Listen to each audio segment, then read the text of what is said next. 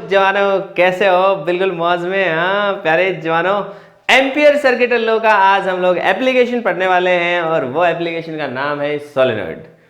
अब देखो सोलेनॉइड है क्या चीज भाई साहब, बड़ी साधारण सी चीज है, बड़ी प्यारी सी चीज है। इसको समझाने के लिए मैं एक डेमो लेके आया हूं आपके लिए प्यारे जवानों।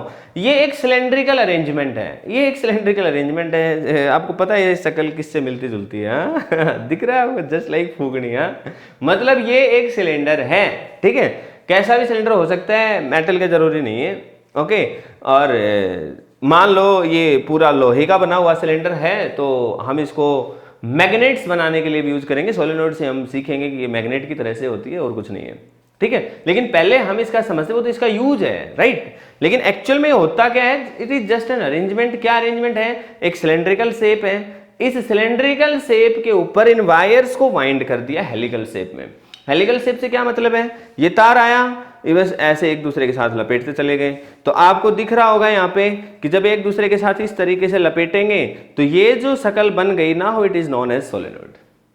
क्लियर है? अब यहां पर भाई दो तीन बातें आपको ध्यान रखनी है। पहली बात क्या ध्यान रखनी है कि यदि करंट इधर से ऐसे जाएगा, प्यारे जवानों ध्यान से समझना, ये बात बहुत इंपॉर्टेंट है। आपको अगली यूनिट इलेक्ट्रोमैग्नेटिक इंडक्शन में भी आपको ये हेल्प करने वाली है चीज, ठीक है। तो अभी आप ध्यान से समझना कि यदि मैं इसमें करंट दे रहा हूं, मान लो लेटस से, तो करंट गया तो वो इस हिस्से में करंट गया ऐसे। तो पहली बात तो ये है कि मैं यदि इस तरफ से देखूं तो मेरे लिए ये करंट कैसे जा रहा है? ऐसे, ठीक है। तो ऐसे जाने का मतलब है साहब एंटी क्लॉकवाइज। क्या हुआ? Anti clockwise. पहली बात मतलब मैं इसकी शक्ल को बनाना चाहूं तो ये एक सिलेंडर लिया मैंने, इस सिलेंडर शेप के ऊपर मैंने इंसुलेटेड वायर्स को वाइंड कर दिया। जनरली ये कॉपर मटेरियल से बने होते हैं, बाकी कोई दूसरा भी ले सकते हो आप, आपकी मर्जी है, लेकिन कॉपर गुड कंडक्टर है तो हम इसलिए उसका यूज कर लेते हैं। और मैंने इसको इस तरीके से किया और उसके बाद भाई साहब मैंने इसको ऐसे निकाल दिया। ध्यान से समझना, ये जो पहला वायर था ये इस सिलेंडर के ऊपर से था, इसलिए मैंने इसको ऊपर से दिखाया। फिर मैं इसके पीछे गया तो ये वाला जो सर्कल बना है मैं इसको ऐसा करता हूं, दूसरे कलर से दिखा देता हूं, उसको आप डॉटेड से रिप्रेजेंट कर लेना। अरे जानो ध्यान से देखना, फिर कह रहा हूं मैं, ये जो वायर आया है ऊपर से तो ये इस सिलेंडर के इस तरीके से गया, तो मैंने इसको यहाँ पे ऐसा व्हाइट से दिख रहा है, इसमें मैं एरो लगा देता हूँ। मान लो लेटस से करंट ऊपर की तरफ जा रहा है, लेट किया है मैंने, ठीक है, करंट ऊपर की तरफ गया ऐसे। तो भाई ये वाइंडिंग ऐसे गई, फिर ये इसके पिछले हिस्से में गई और फिर फ्रंट से आई। तो ये जो है ना, ये इस तरफ से गया, जो ये जाने वाला है, मैं इसको रेड से दिखा रहा हूँ, ठीक है, ये पीछे वाला हिस्सा है। और फिर ये फ्रंट में आ गया, तो फ्रंट में जो करंट है वो ऊपर ही जा रहा है, आपको दिख ही रहेगा। फ्रंट में करंट ऐसे जा रहा है, फिर ये घूमेगा, तो जब ये घूम के यहाँ आएगा इस वाले हिस्से में तो भी ऊपर ही रहेगा, फिर जाएगा, फिर यहाँ पे आएगा तो ऊपर ही रहेगा। आप घर पे करके देखें यार, फूकनी ले लें यार, फूकनी के ऊपर ऐसे लपेट के देखें तार, सीधी सी बात है, ठीक है। तो फिर क्या हो रहा है, हर बार ये जा रहा है पीछे, तो ये वाला जो हिस्सा है ये बैक वाला होगा और इस फ्रंट वाले हिस्से में अगेन करंट ऊपर जा रहा होगा, अगेन फिर इसके अंदर ये वाला बैक वाला हिस्सा होगा और इसके ऊपर करंट जा रहा होगा इस तरीके से।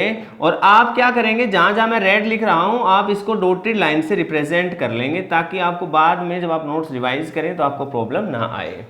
और मेरे प्यारे जानो, फाइनली क्या हुआ कि करंट इधर से गया तो पीछे की तरफ से बाहर आया, पीछे से, इधर आगे था ना, इस जो सिलेंड्रिकल शेप थी इसके आगे सामने की तरफ से यदि गया तो पीछे की तरफ से नीचे आएगा। क्लियर है? तो ये नीचे की तरफ से आएगा, तो मैं यहाँ पे अभी मैंने डॉटेड कर रखा था, मैंने इसको लाल से मार्क कर दिया है। पहले जानो इधर से करंट आउट हो जाएगा। पहले ये बताओ समझ में आया सोलेनॉइड किसको बोल रहे हैं?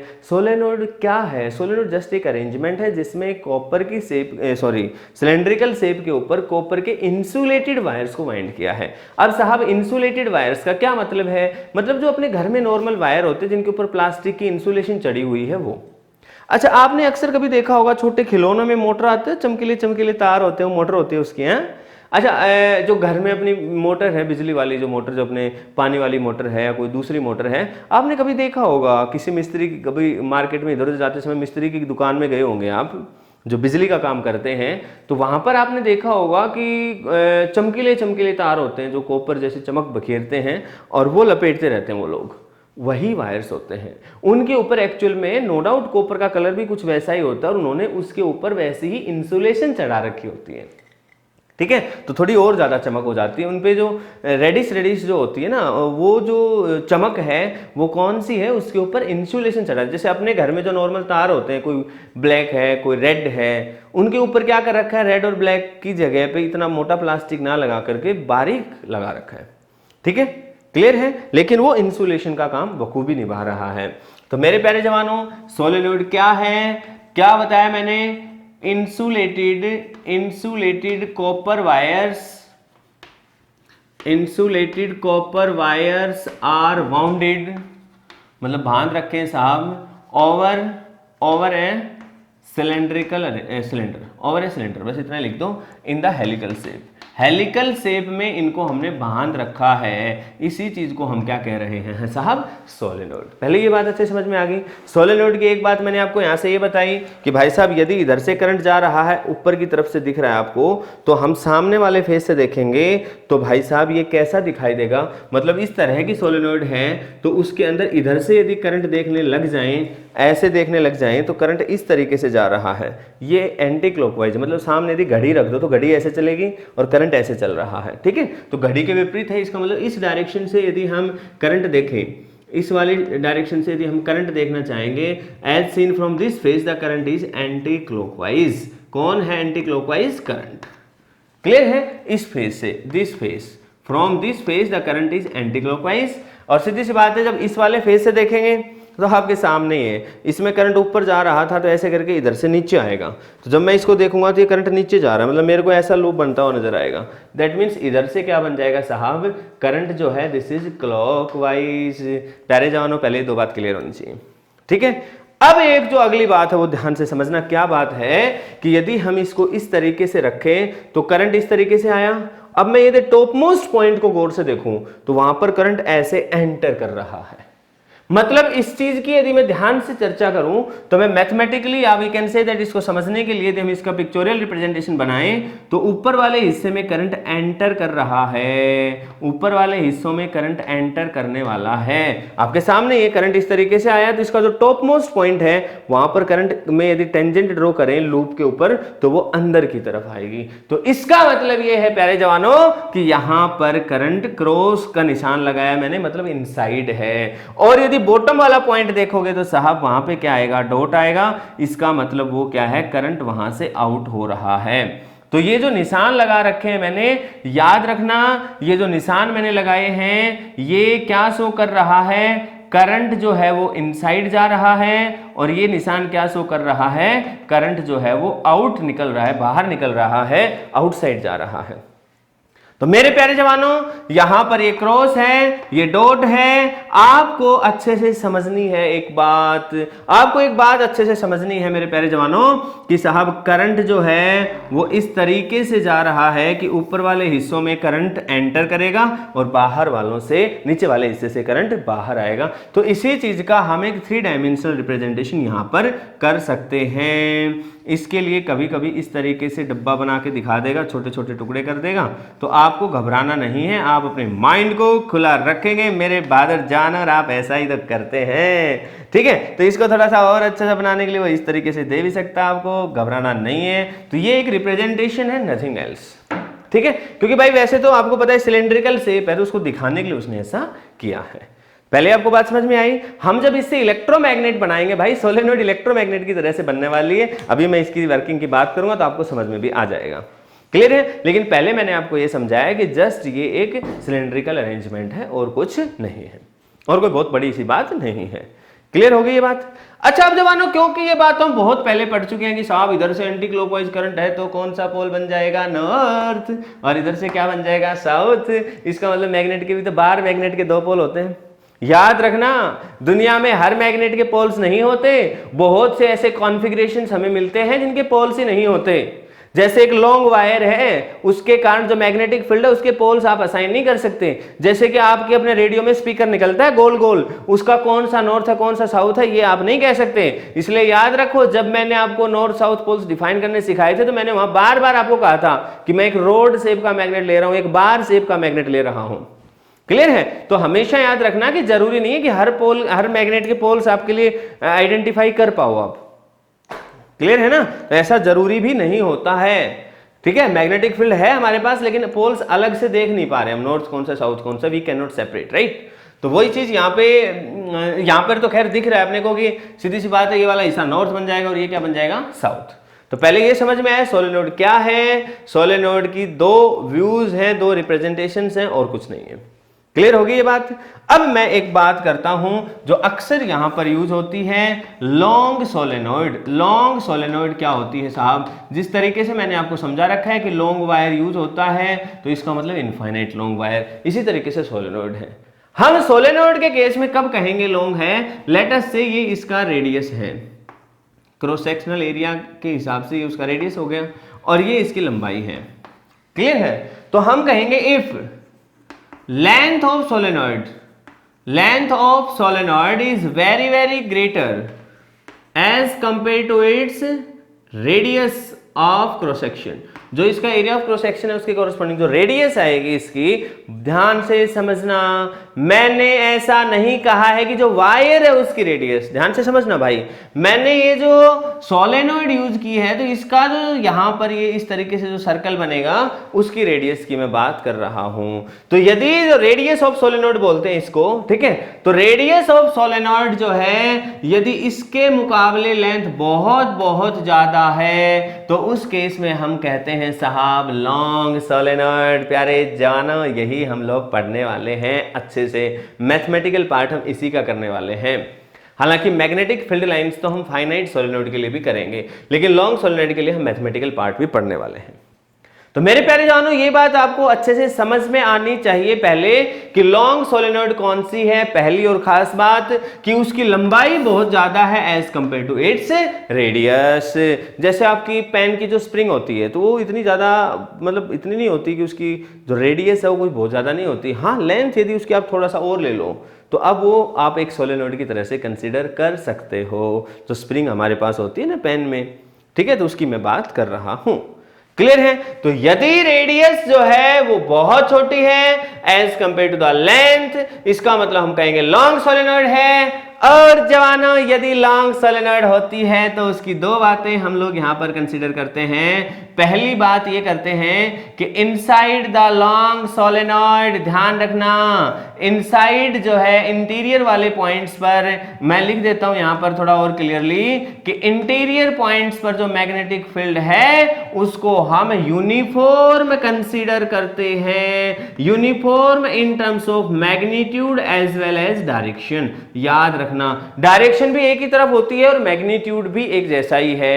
इसका मतलब यदि हम वहां पर मैग्नेटिक फील्ड लाइंस ड्रॉ करेंगे तो मैग्नेटिक फील्ड लाइंस कैसी आएंगी, equally spaced parallel lines, equally spaced parallel lines. अच्छा याद रखना, मैंने ये जो पॉइंट्स कंसीडर करे हैं these are near the axis, axis के आसपास वाले पॉइंट्स की मैं बात कर रहा हूं।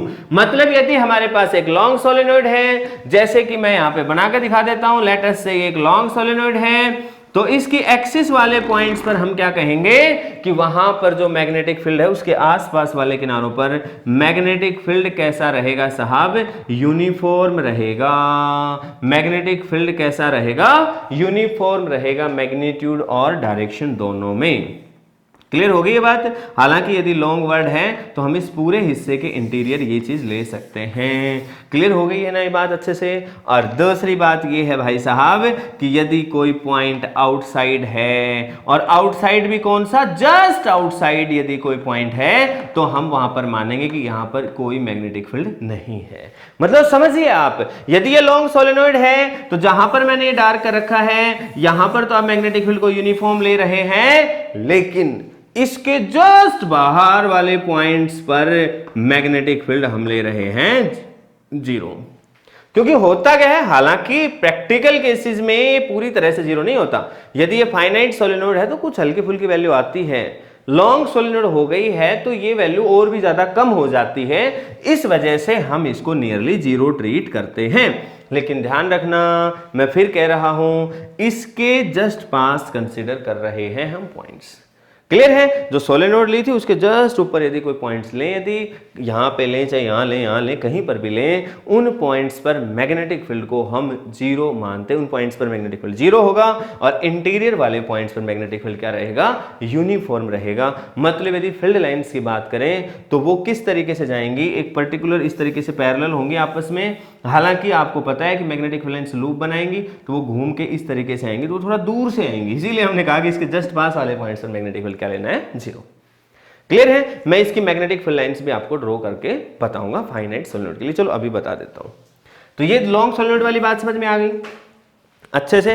अब यदि हम इसके लिए मैग्नेटिक फील्ड लाइंस की बात करते हैं मेरे प्यारे जवानों, तो इसके लिए मैग्नेटिक फील्ड लाइंस की बात करते हैं तो आपको क्या करना है? एक सोलेनोइड के लिए मैग्नेटिक फील्ड लाइंस कभी भी बनानी पड़ती है। तो मेरे प्यारे जवानों, आप बेटर है कि 3 डायमेंशन का फिगर में यदि आप कंफर्टेबल नहीं हैं तो आप बेशक से 2 डायमेंशन का फिगर बनाएं, लेकिन वो बातें लिख दें जो मैंने यहाँ पे आपको लिखवाई थी। जैसे कि जब करंट हमने इस तरीके से लिया है तो फिर आप लिख दें current is anti clockwise from this face. ठीक है, ताकि बहुत इस बात का इफेक्ट रहता है कि भाई स्टूडेंट की कंसेप्चुअल अंडरस्टैंडिंग बहुत अच्छी है। तो आप इस तरीके से यहाँ लिख सकते हैं current is in anti clockwise sense as seen from this side, as seen from this side. इस साइड से यदि हम देखते हैं तो करंट एंटी क्लॉकवाइज है, और सेम इस तरीके से क्या हो जाएगा? Current is in clockwise as seen from this side.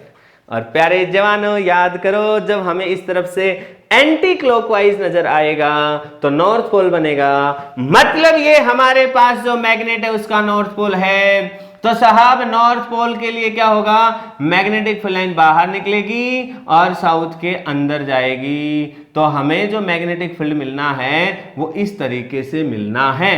अब एक लाइन मैंने यहां ड्रॉ कर दी है, एक लाइन आप इस तरीके से यहां पे ड्रॉ कर दें ताकि थोड़ा सा सिमेट्रिकल ड्रॉ करें, थोड़ा सा डायग्राम अच्छा साफ सुथरा बने। क्लियर है? ये दो वायर हैं, ये करंट के लिए है, तो इसमें आप घबराने की आवश्यकता नहीं है। क्लियर है ना? आप इसके अलावा भी आप दिखा सकते हैं, जैसे कि एक बीच में आपने दिखा दिया, ठीक है, तो आप घबराने ना, आप इसको अच्छे से दिखा सकते हैं। आप कुछ और भी लूप बनाना चाहते हैं 2-4 तो आप बना सकते हैं इस तरीके से, लेकिन एक बात का ख्याल रखना है कि मैग्नेटिक फील्ड लाइंस आपस में टच नहीं करेंगी। ये जो मैंने मैग्नेटिक फील्ड लाइंस बनाई हैं ये फाइनाइट सोलेनोइड के लिए आपके सामने बनाई है। अब आप खुद ही सोचिए, जैसे जैसे ये चीज हम इनफाइनाइट करेंगे तो ये लूप्स और बड़े होते जाएंगे क्योंकि दूसरे किनारे में से एंटर करवाना है। क्लियर है ना? तो इसके जस्ट पास वाले पॉइंट्स पर यहां पर मैग्नेटिक फील्ड जीरो हो जाएगा, हालांकि अंदर वाले पॉइंट्स पर मैग्नेटिक फील्ड नॉन जीरो रहेगा। ये वाला जो हिस्सा है ये नॉर्थ पोल बन चुका है, आप यहाँ पे लिख भी देंगे it is the north pole, और ये वाला जो पोल है ये क्या है? साउथ। तो यदि आप गौर से देखेंगे तो आउटसाइड वाले पॉइंट्स पर जो मैग्नेटिक फील्ड जा रहा है वो मैग्नेटिक फील्ड जो है वो कहां से कहां है? नॉर्थ से साउथ है, और इनसाइड वाले जो पॉइंट्स हैं वहां पर जो मैग्नेटिक फील्ड है साहब ये साउथ से नॉर्थ है। यहां से भी क्वेश्चन बनता है तो आपको ध्यान रखना है। क्लियर है? यहां से भी क्वेश्चन बनेगा, ध्यान रखना है। अब एक और इंटरेस्टिंग बात सामने आती है, उसको मैं दोबारा से अपने प्रैक्टिकल एग्जांपल से आपको दिखाता हूं। मेरे प्यारे जवानों में जानबूझकर इसकी जो जितनी भी टर्न्स हैं इनको थोड़ा सा दूर ले रहा हूं ताकि थोड़ा सा एक बार आपको क्लियरली समझ में आए। भाई साहब ध्यान से समझना। अब मैं कह रहा हूं कि मैंने ये वाली टर्न ली, सिर्फ एक टर्न पे ध्यान रखिए आप। एक्चुअल में दूर तो मैंने समझाने के लिए लिया आपको, लेकिन एक्चुअल में इस तरीके से मैं एक सर्कल ले लेता हूं। यहाँ पे दिख गया ये सर्कल। तो यदि करंट इस तरीके से गया तो भाई साहब इसमें ऐसे गया तो एंटी क्लॉकवाइज बना। तो जरा आप ना थोड़ी देर के लिए सोलेनोइड को भूल जाओ, आप सिर्फ इस एक सर्कल को गौर से देखो। इस एक टर्न में इधर एंटी क्लॉकवाइज और इधर क्या है? क्लॉकवाइज। तो इधर कौन सा फेस बना? नॉर्थ, और इधर कौन सा फेस बना? साउथ। ये बना पहली टर्न के लिए। अब यदि दूसरी टर्न को गौर से देखें आप तो दूसरी टर्न भी ऐसी ही है, उसमें भी करंट ऐसे ही जा रहा है, डिट्टो पहले जैसी ही है सारी टर्न्स। इसका मतलब प्यारे जवानों ध्यान से समझना, यहां पर यदि मैं एक बात समझाने की कोशिश करूं कि जो पहली टर्न है उसके इधर वाले हिस्से पर नॉर्थ है और इधर वाले हिस्से पर क्या है? साउथ। अगली जो टर्न है उस पर भी ऐसा ही है, इधर वाला नॉर्थ और फिर क्या है साउथ। उससे अगली जो टर्न है उस पे इधर क्या है नॉर्थ, उधर क्या है साउथ। और प्यारे जवानों जब इसमें करंट फ्लो करेगा तब बनेंगे नॉर्थ साउथ। तो लेकिन आप खुद ही बताओ जब ये टर्न बनी, इसका ये वाला हिस्सा तो नॉर्थ है, चलिए बात बन गई, लेकिन अगला जो इधर वाला हिस्सा था ये साउथ है और इसका ये हिस्सा नॉर्थ है। तो जब ये नॉर्थ होगा और ये साउथ होगा तो दोनों आपस में क्या करेंगे, कॉन्ट्रैक्ट करेंगे। तो यहां एक बहुत अच्छा कंसेप्चुअल क्वेश्चन बनता है कि जब किसी स्प्रिंग में या किसी सोलेनॉइड में, अब देखो सोलेनॉइड में अक्सर ये घटना ना के बराबर होगी, क्यों? क्योंकि हम उसमें ऑलरेडी क्लोज बाउंड करते हैं, वायर्स के बीच में जगह नहीं छोड़ते, तो कहां जाएंगे। लेकिन यदि जो पेन वाली स्प्रिंग होती है उसमें थोड़ा गैप होता है, तो यदि हम उसमें करंट सप्लाई कर दें, डीसी करंट सप्लाई कर दें मेरे प्यारे जवानों, तो पहली टर्न पे नॉर्थ साउथ, अगली पे भी नॉर्थ साउथ, अगली पे भी नॉर्थ साउथ। इसका मतलब ये हुआ when current is pass through the spring, लिखेंगे when current is pass through the spring, अरे लिखना है भाई, when current is pass through the spring it will contract, ये कॉन्ट्रैक्ट होने वाली है।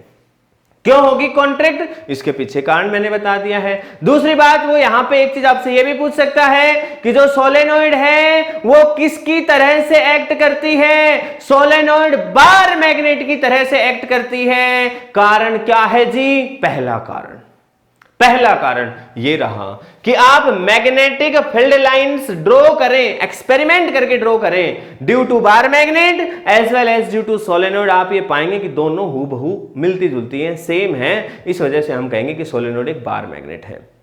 दूसरी बात यह है कि जब भी हम किसी मैग्नेट के टुकड़े करते हैं ना मेरे भाई, देखो मैं एक एग्जांपल की हेल्प से आपको समझाता हूं कि यदि हमारे पास कोई मैग्नेट है और यदि हम उसके टुकड़े कर दें तो होता यह है कि यदि नॉर्थ साउथ था, हमने टुकड़े किए तो नए नॉर्थ साउथ पैदा हो जाते हैं। ध्यान से समझना, यह मेरे पास एक मैग्नेट था, इस मैग्नेट के हमने दो टुकड़े कर दिए, ये नॉर्थ था ये साउथ था। यदि हमने इसके दो टुकड़े कर दिए तो अब ये जो टुकड़े बने, ये नॉर्थ था, यहां पर साउथ पैदा हो गया और इसके अंदर नॉर्थ पैदा हो गया और यहां पे क्या हो गया, साउथ। और यदि हम इसके फर्दर टुकड़े और कर दें तो दोबारा से यही होगा मेरे प्यारे जवानों, नॉर्थ साउथ, इस तरीके से ही होते जाएंगे। मतलब ये है ध्यान रखना कि जैसे जैसे तोड़ोगे नए नॉर्थ साउथ बनते जाएंगे, ऐसा नहीं होगा कि नॉर्थ अलग और साउथ अलग। मैं पहले भी कह चुका हूं कि मोनोपोल्स अभी तक डिटेक्ट नहीं हुए हैं, तो मोनोपोल्स नहीं बनेंगे। जब मोनोपोल्स नहीं बनेंगे तो पोल्स तो बाईपोल्स ही रहेंगे, लेकिन नॉर्थ साउथ अलग होते जाएंगे। क्या इसके अंदर हर एक टर्न ऐसी ही नहीं है? तो इन बातों से हम ये कह सकते हैं कि एक सोलेनॉइड बार मैग्नेट की तरह से एक्ट करती है। दो बातें मैंने बताई, आप क्या लिखेंगे? पहली बात, आप इस बात को नोट कर लीजिए स्टार लगा के, solenoid will act as bar magnet, region 1 the magnetic field lines due to both is same. दूसरा क्या बताया मैंने? When a magnet is cut into pieces, we will get the small magnets. बहुत छोटे छोटे मैग्नेट्स मिल जाएंगे, जितना तोड़ते जाओगे उतने छोटे छोटे मैग्नेट मिलते जाएंगे। And in case of the solenoid, if we take only the single turn and the each turn is behaving like a magnet because it is having north as well as south pole. Clear है? तो इन दो बातों से हम कह सकते हैं कि सोलेनॉइड बार मैग्नेट की तरह से एक्ट करती है। हालांकि जानो इसका मैथमेटिकल प्रूफ भी मैं आपको करवाऊंगा, घबराएं ना आप, लेकिन अभी इसके साथ भी पढ़ना ये हमें जरूरी था। अच्छा, जो मैग्नेटिक फील्ड लाइंस का मैंने डायग्राम ड्रॉ किया है, कई लोग इसको किस तरीके से भी ड्रॉ करते हैं वो भी मैं आपको बता देता हूं, तो जो आपको अच्छा लगे वो ड्रॉ कर लेना। मैंने थोड़ी देर पहले अभी जो मिटाया था मैंने उसमें ऑलरेडी ये बता दिया था कि करंट इस तरीके से जा रहा था, तो अंदर क्रॉस था यहां पे, तो यहां पर क्रॉस के निशान हैं और नीचे की तरफ डॉट के निशान हैं।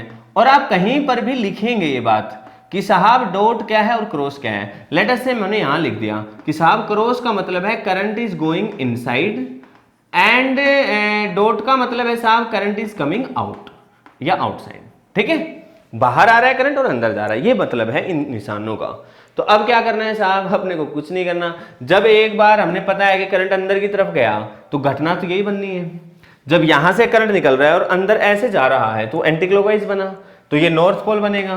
क्लियर है? ये साउथ पोल बनेगा और नॉर्थ बनेगा, ये साउथ बनेगा, तो अंदर की तरफ साउथ से नॉर्थ की तरफ क्या हो जाएंगे, मैग्नेटिक फील्ड लाइंस। अब यहां से बनाना चाहोगे तो आप इस तरीके से एक लूप बना दोगे। साफ सुथरा डायग्राम बन जाएगा। इसी तरीके से आप यहाँ नीचे बना दोगे तो साफ सुथरा डायग्राम यहाँ पे नीचे हमें ऑब्जर्व हो जाएगा। आप थोड़ा सा और अच्छे से बनाना चाहते हैं, आप यहाँ पर और भी दिखा सकते हैं इस तरीके से, आपकी अपनी मर्जी है। लेकिन एक बात का ख्याल रखेंगे, दोनों तरफ सिमेट्रिकल दिखाएं। ऐसा नहीं है कि ऊपर तो ज़्यादा दिखा दी लाइंस और नीचे क्या दिखा दी कम। और एरो का खास ध्यान रखें, एरो इस तरीके से गया है तो भाई साहब ये घूम के आएगा इस तरीके से, ऐसे एरो इधर से गया है तो इधर से घूम के आएगा। अब कईयों के मन में सवाल होता है कि जी बीच में तो सीधा दिखा दे, तो लूप नहीं बना रहा। भाई साहब डेफिनेटली लूप बनाएगा, मान लो कहीं जाके बड़ा लूप बनेगा, बड़ा सर्कल बनेगा, क्लियर है ना। तो उसमें आपको कोई घबराने की आवश्यकता नहीं है, हमने इस तरीके से भी रिप्रेजेंट कर सकते हो, ये भी रिप्रेजेंटेशन आप कर सकते हो। तो ये था थ्योरेटिकल पार्ट सोलेनोइड के लिए। प्यारे जवानों, अब मैं आपको कराने वाला हूं इसका मैथमेटिकल एक्सप्रेशन। किसके केस में? करंट के, मतलब इसका मैग्नीट्यूड ऑफ मैग्नेटिक फील्ड कैसे निकालें सोलेनोइड के केस में, और कौन से केस में? लॉन्ग सोलेनोइड के केस में। क्लियर है? तो प्यारे जवानों, अब हम समझते हैं कि लॉन्ग सोलेनोइड के लिए मैग्नेटिक फील्ड को किस तरीके से निकालें। तो एक बार मैं इन सबको मिटा देता हूं। तो जवानों, अब हम देखेंगे सोलेनोइड के लिए मैथमेटिकल एक्सप्रेशन। देखो, मैंने अभी अभी आपको बताया था थोड़ी देर पहले ही कि भाई साहब सोलेनोइड का क्रॉस सेक्शनल व्यू हम इस तरीके से भी दिखा सकते हैं। मान लेते हैं कि अंदर की तरफ जा रहा है क्रॉस और नीचे की तरफ क्या है? डॉट। क्लियर है? अब आप, मैंने जो दूसरा व्यू बनाया था आप वो भी यूज कर सकते हैं, ऐसा कोई हार्ड एंड फास्ट नहीं कि आप ये दिखाएं। ठीक है, हम क्योंकि लॉन्ग सोलेनोइड ले रहे हैं तो इसको थोड़ा इस तरीके से दिखा देते हैं कि साहब ये लॉन्ग जा रहा है ना, इट इज लॉन्ग। सेम ऐसे ही ये इधर क्या है साहब? लॉन्ग है। याद रखना, यहाँ पर हम थोड़ा सा अपनी बातों को थोड़ा सा और अच्छे से करने के लिए हम इस तरीके से क्रॉस सेक्शन भी दिखा देते हैं ताकि थोड़ा सा अच्छी सी फीलिंग आए। ठीक है, और कुछ नहीं है, और कोई लॉजिक नहीं है।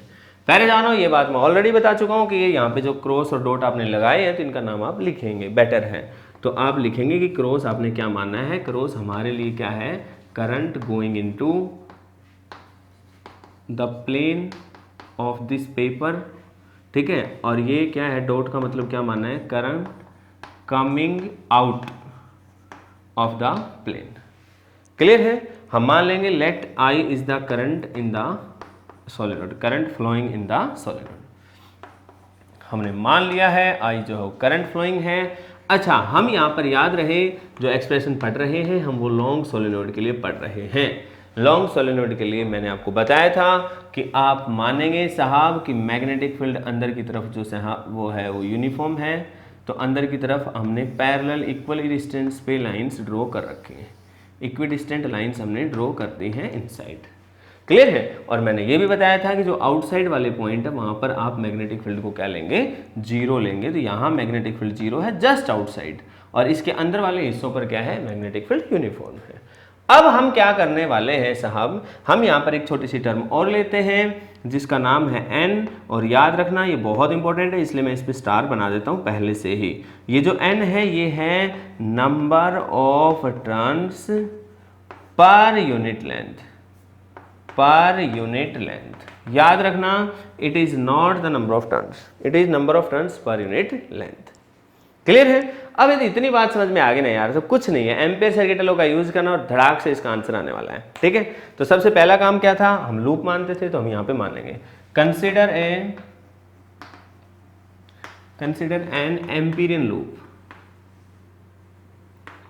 अच्छा, थोड़ी सी हमें यहाँ पे ध्यान रखना है कि एम्पीरियन लूप जो है सिमेट्रिकल होता है। जैसे गोज सरफेस में हम गोजन सरफेस लेते थे, यदि आपने पढ़ा है तो वो कैसे भी शकल का हो सकता था, लेकिन यहाँ एम्पीरियन लूप में हमारे पास बाउंडेशन होती है।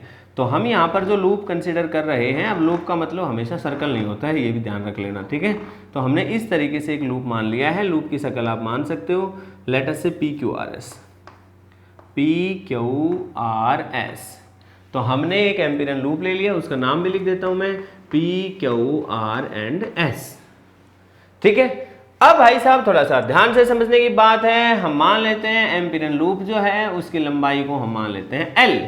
L is the length of the side, लिख देते हैं L इक्वल टू QR मान लिया। ठीक है, हालांकि PS के बराबर भी है लेकिन आप इस तरीके से लिख सकते हैं, कोई इशू नहीं है। क्लियर है? अब आपको कुछ नहीं करना भाई साहब, आपको मालूम है because we are using the ampere circuital law here, we are going to use the ampere circuital law here, तो आपको बस लगा देना है एम्पियर सर्किटल लॉ और कुछ नहीं करना।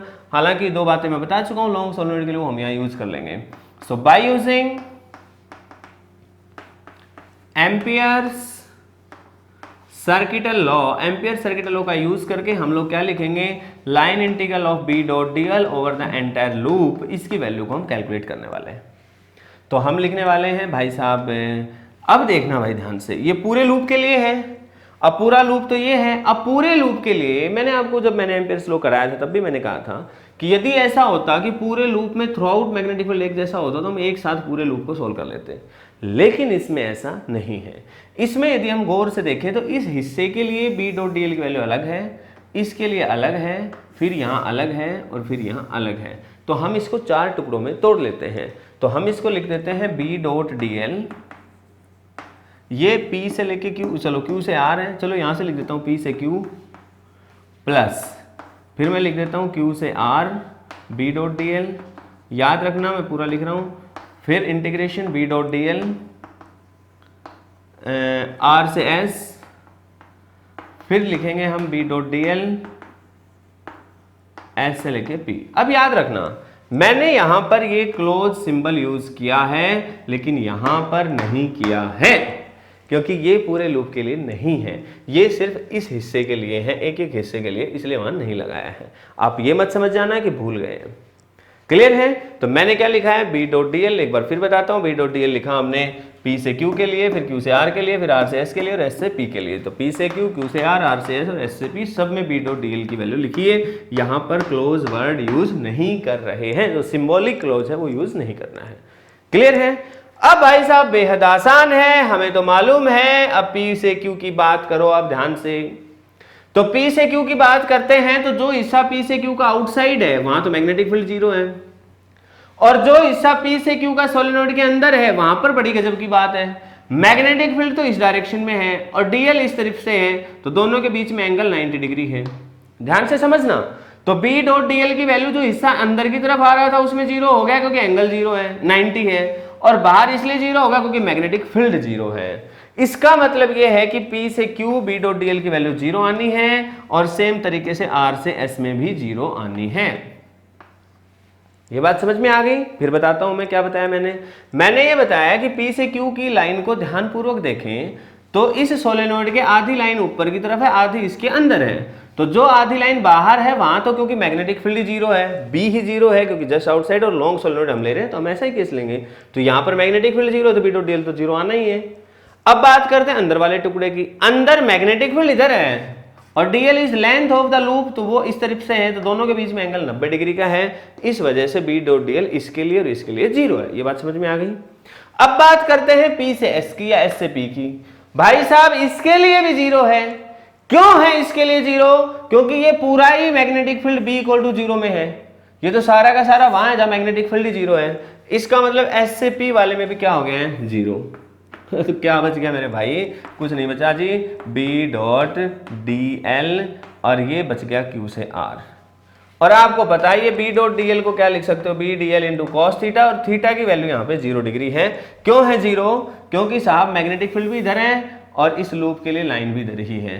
तो cos 0 लिख देंगे हम यहाँ पर, cos 0 1 होता है, तो पहले जवानों B और इंटीग्रेशन ऑफ डी एल, और जो डी एल का इंटीग्रेशन होगा वो क्या है, लेंथ ऑफ द लूप। तो इस केस में लेंथ इतनी कितनी है, तो ये कितनी होगी, मान लो हमने इसकी लेंथ ले रखी है L।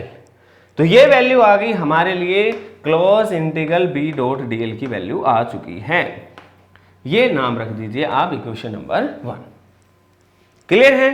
कोई डाउट तो नहीं है? अब मेरे प्यारे जवानों, अब हम क्या लिखना चाहेंगे, पहले तो हमने B डॉट डी एल की वैल्यू निकाल ली है without using ampere circuit law, तो नॉर्मल तरीके से हमने निकाल लिया। अब हमें तो मालूम है, ये वाली बात मैं यहाँ लिख देता तो बेटर था वैसे। तो अब मैं थोड़ा सा एक बार इसको मिटाता हूँ, थोड़ा सा जगह यहाँ बना लेता हूँ, बस इतने में आ जाए। अब जवानों हम एम्पियर सर्किट लॉ का यूज करें according two ampere circuit law. Better है कि ये लाइन यहाँ की बजाय अब यहाँ यूज कर लें, ठीक है, इस इक्वेशन के बाद में। तो एम्पियर सर्किट लॉ का यूज करें तो B डॉट डी एल हमें तो मालूम ही है, B dot D L will be equal to mu naught into I. अब भाई साहब याद करो ये आई क्या होता था, ये टोटल करंट जो लूप में से पास होगा वो। अब थोड़ा समझने की बात है भाई साहब, इस लूप में से कितना करंट पास हुआ है।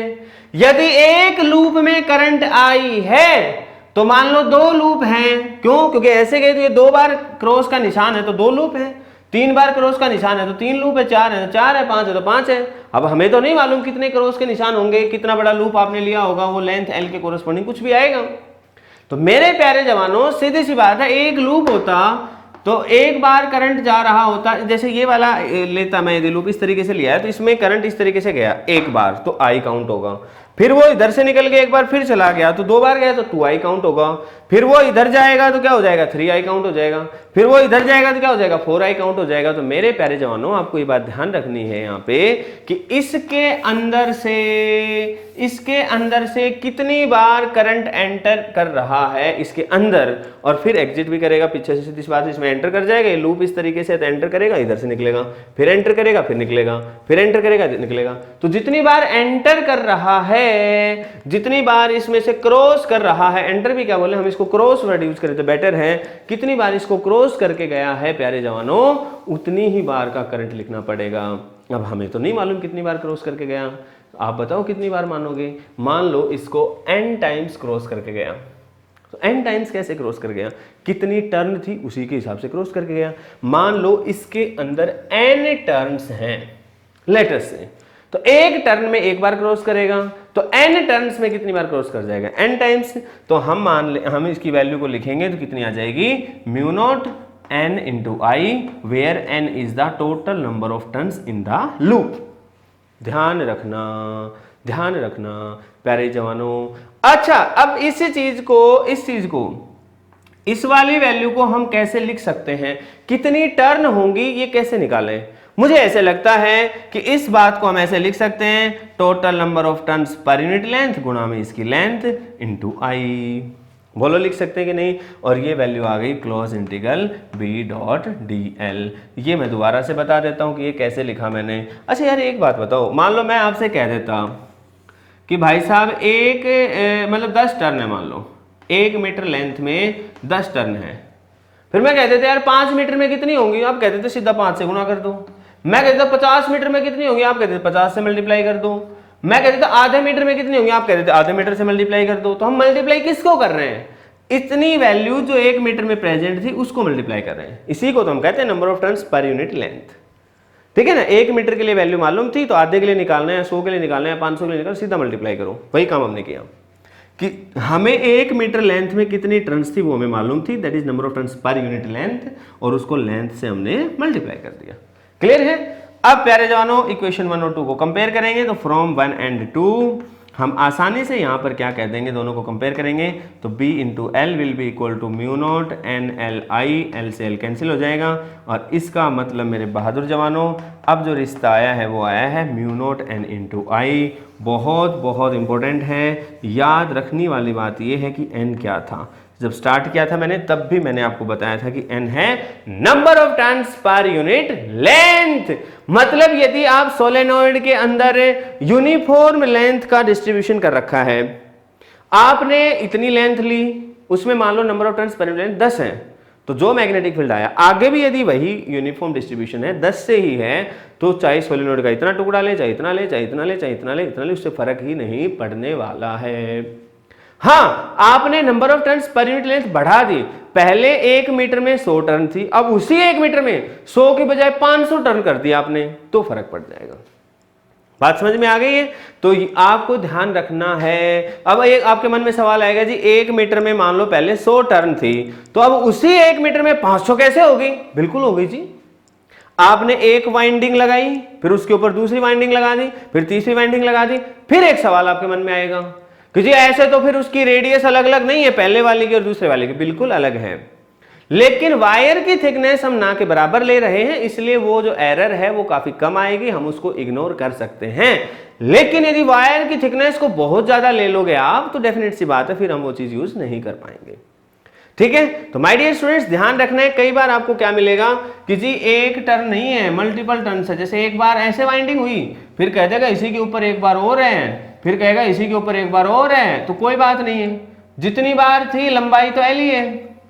मान लो लंबाई में ले लेता हूं 10 मीटर, पहले थी एक टर्न में मान लो 50 थी, फिर उसके ऊपर 50 और आ गई, फिर 50 और आ गई, 3 बार आ गई, तो 150 हो गई, 150 हो गई। Divided by length. बात समझ में आ गई किस तरीके से number of turns per unit length आपको निकालनी है। क्लियर हुआ। अब प्यारे जवानों एक छोटी सी बात और बची है कि इसके लिए ग्राफ किस तरीके से बनाएंगे हम। तो भाई साहब बेहद आसान है। हाँ, हम यहाँ पे एक एक्सपेरिमेंटल रिजल्ट यूज करने वाले हैं और वो रिजल्ट क्या है कि जब हम सोलेनोइड के किनारों पर पहुंचते हैं तो हम ये पाते हैं कि मैग्नेटिक फील्ड हाफ हो चुका है। क्लियर है। जब मैग्नेटिक फील्ड का ग्राफ देखते हैं मेरे भाई हम डिस्टेंस के साथ तो डेफिनेटली म्यू नॉट एन आई ही है, लेकिन जब ये किनारों पर है, मान लो उसकी लेंथ दे रखी है अपने को L, तो ये प्लस L/2 हो जाएगा और ये माइनस L/2 हो जाएगा। तो उस समय जब इसके सेंटर पॉइंट से हम चले वहां मैग्नेटिक फील्ड की value B at the centre है, मान लो म्यू नॉट एन आई। तो हम क्या पाते हैं कि इसके किनारों पर जो वैल्यू है दैट इज मतलब एक डिक्रीज होता है और वो डिक्रीज बहुत सडन है कि वो डिक्रीज जो है वो कितना हो जाता है mu naught N I by 2। यहाँ पर जो मैग्नेटिक फील्ड है वो कितना हो जाएगा साहब mu naught N I by 2, mu naught N into I divided by 2। ये वैल्यू यहाँ पे आनी है दोनों के लिए। क्लियर है। और उसके बाद फिर ये डेफिनेट सी बात है घटते घटते घटते घटते जैसे जैसे आप दूर जाओगे तो वैसे वैसे ये डिक्रीज हो जाएगा। याद रखना है एक्सिस को टच नहीं करना है। तो इधर मैग्नेटिक फील्ड है अलोंग द एक्सिस, ये भी याद रखना है अलोंग एक्सिस। और इधर हम क्या ले रहे हैं भाई साहब, हम इधर ले रहे हैं डिस्टेंस, और डिस्टेंस भी किधर ले रहे हैं अलोंग द एक्सिस ही। मतलब ये सोलेनोइड है तो इसकी एक्सिस के अलोंग ही यदि ये ओरिजिन ले लो आप इसके मिडल पॉइंट पे, तो आप इधर जाओगे या इधर जाओगे तो दोनों तरफ ही इसके इनसाइड वाले पॉइंट्स पर magnetic field mu naught N I रहेगा। याद रखना जब किनारों पर पहुंचेगी तो सडन आपको डिक्रीज देखने को मिलेगा। दैट इज जो भी वैल्यू थी म्यू नॉट एन आई तो वो हो जाएगा mu naught N I by 2। मतलब जो सेंटर पे प्रेजेंट था उसका आधा mu naught N I by 2, और उसके बाद वो डिक्रीज होता जाएगा। क्लियर है। तो प्यारे जवानों मैंने इसमें पहले ये बताया कि सोलेनोइड क्या होती है, फिर मैंने बताया कि सोलेनोइड बार मैग्नेट की तरह से होती है, इसके भी नॉर्थ और साउथ पोल होते हैं। अच्छा, इसके बाद मैंने ये बताया कि जब करंट को फ्लो करवाते हैं स्प्रिंग जो है वो कॉन्ट्रैक्ट होने की कोशिश क्यों करती है, ये बात भी मैंने बताई। फिर फाइनली हमने मैथमेटिकली ये जाना कि मैग्नेटिक फील्ड कितना होता है। यहां से एक छोटी सी बात मैं और समझाता हूं। यदि इसी सोलेनोइड के अंदर जो सिलेंडर हमने लिया था उसके अंदर कोई मैग्नेटिक मटेरियल भर दिया जाए, जैसे कि आयरन भर दिया है, निकल भर दिया है, याद रखना मैग्नेटिक मटेरियल भर दिया जाता है, तो उस केस में जो मैग्नेटिक फील्ड है इसकी वैल्यू, क्योंकि ये डिपेंड करता है मैग्नेटिक फील्ड कितना है म्यू नॉट एन इंटू आई, तो ये डिपेंड करता है किस पे, मैग्नेटिक परमिएबिलिटी पे। और मेरे प्यारे जवानों किसी भी एक मैग्नेटिक मटेरियल जो कि फेरोमैग्नेटिक सब्सटेंस होते हैं, अब इनकी ज्यादा जानकारी हम अगले चैप्टर में पढ़ेंगे जब मैं मैग्नेटिज्म आपको कराऊंगा। उससे पहले तो आप सिर्फ इतना समझिए कि जब हम फेरोमैग्नेटिक सब्सटेंस की बात करते हैं तो मेरे प्यारे जवानों फेरोमैग्नेटिक सब्सटेंस के लिए म्यू की वैल्यू ज्यादा होती है, इसका मतलब उनके लिए मैग्नेटिक फील्ड बहुत ज्यादा हो जाता है, तो बहुत स्ट्रॉन्ग मैग्नेट बनता है। और यही एक तरीका है, यही मतलब कई तरीकों में से एक तरीका ये है एक इलेक्ट्रोमैग्नेट बनाने का। तो सोलेनोइड से ये भी पूछा जा सकता है क्वेश्चन कि इलेक्ट्रोमैग्नेट कैसे बनाएंगे। तो सोलेनोइड खुद एक इलेक्ट्रोमैग्नेट की तरह से यदि आप करंट पास कर दें तो क्योंकि इलेक्ट्रोमैग्नेट क्या होता है, एक ऐसा मैग्नेट जो करंट इलेक्ट्रिसिटी उसमें दे दो, करंट पास कर दो उसमें, तो मैग्नेट बन जाए। और यदि करंट नहीं है तो मैग्नेट नहीं है, राइट। तो यदि आप स्ट्रॉन्ग मैग्नेट बनाना चाहते हैं तो हम क्या करते हैं कि इसके अंदर हम लोहे का मटेरियल यूज करते हैं, ठीक है। तो जब इसके अंदर एक मैग्नेटिक मटेरियल हम रख देते हैं, बाद में हम कई सारी प्रॉपर्टीज और पढ़ेंगे तो हमें जानेंगे कि सॉफ्ट आयरन अच्छा रहेगा या स्टील अच्छा रहेगा, है ना, वो बातें अलग हैं। तो वहां पर मैं आपको और बाकी बातें बाद में बताऊंगा आपको डिटेल में उनकी, क्योंकि कोर्सिविटी, रिटेंटिविटी, ससेप्टिबिलिटी, हम कई चीजों की चर्चा वहां पे देखेंगे, फिर हम कंपैरिजन करेंगे। अभी आप मोटे तौर पे ये जाने कि यदि कोई आपसे पूछता है कि साहब एक इलेक्ट्रोमैग्नेट किस तरीके से बनाएं, तो हम ये कहेंगे कि साहब इलेक्ट्रोमैग्नेट क्या है कि सोलेनोइड जो है मतलब एक सिलेंड्रिकल अरेंजमेंट लीजिए, एक मैग्नेटिक सब्सटेंस लीजिए सिलेंड्रिकल, उसके ऊपर कॉपर के वायर्स को रैप कर दीजिए हेलिकल शेप में और करंट पास कर दीजिए। ये जो अरेंजमेंट बन गया है यही एक इलेक्ट्रोमैग्नेट है। क्लियर हो गई ये बात? तो मेरे प्यारे जवानों, आई होप आपने सोलेनॉइड को अच्छे से समझा, बखूबी एंजॉय किया। अब मैं अगले पार्ट में टोरॉइड सोलेनॉइड पढ़ाऊंगा जो थोड़ा सा इससे अलग है, एक छोटी सी सेंस से, बाकी कुछ फर्क नहीं है। तो अगली वीडियो में फिर आपसे मुलाकात होगी, तब तक हेल्दी वेल्दी रहो, खुश रहो, मौज करो, फिजिक्स पढ़ो।